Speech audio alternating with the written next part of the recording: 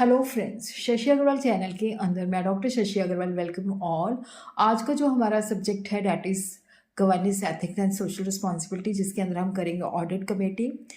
अगर आपको मेरा ये एफर्ट सही लगता है तो इस वीडियो को लाइक कीजिए, शेयर कीजिए तथा मेरे चैनल शशि अग्रवाल को सब्सक्राइब कीजिए।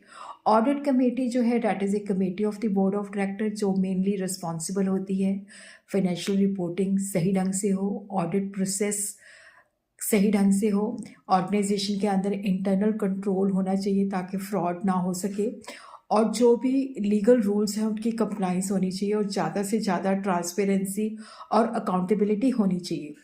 ऑडिट कमेटी जो है management, internal auditor, external auditor के बीच में एक वाइटल लिंक का करती है, जिसका मेन ऑब्जेक्टिव होता है ट्रांसपेरेंसी का मतलब होता है ज़्यादा से ज़्यादा डिस्क्लोजर और अकाउंटेबिलिटी को बढ़ावा देना।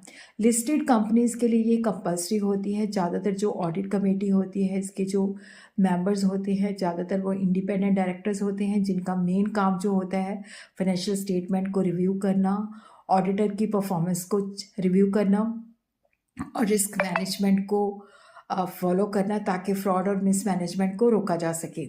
ऑडिट कमेटी के जो ऑब्जेक्टिव हैं कि ट्रू और फेयर फाइनेंशियल रिपोर्टिंग, वो ट्रू और फेयर पिक्चर प्रेजेंट करे, और इंटरनल कंट्रोल सिस्टम हमारा बहुत ही स्ट्रॉन्ग होना चाहिए, और शेयर होल्डर के इंटरेस्ट को प्रोटेक्ट करना, कॉर्पोरेट ट्रांसपेरेंसी एंड अकाउंटेबिलिटी को इन्हांस करना। अब हम देखते हैं composition as per Indian companies act 2013। Audit committee के अंदर कम से कम 3 डायरेक्टर होने चाहिए और majority should be independent director. Chairperson जो है that should also be independent director, और जो उनमें से मेंबर्स हैं उनके पास फाइनेंशियल और अकाउंटिंग नॉलेज होनी चाहिए।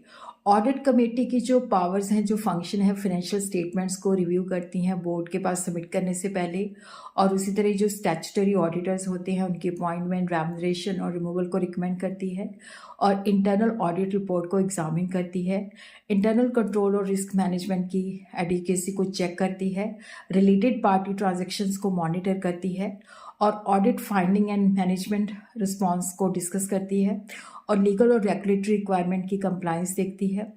और ऑडिट कमेटी जो है वो फाइनेंशियल डिस्क्लोजर की क्वालिटी को इन्हांस करती है, फ्रॉड और मिसमैनेजमेंट को रोकती है, इन्वेस्टर्स कॉन्फिडेंस बिल्ड करती है, और इफेक्टिव कॉर्पोरेट गवर्नेंस का जो इन्वायरमेंट है उसको बिल्ड करती है।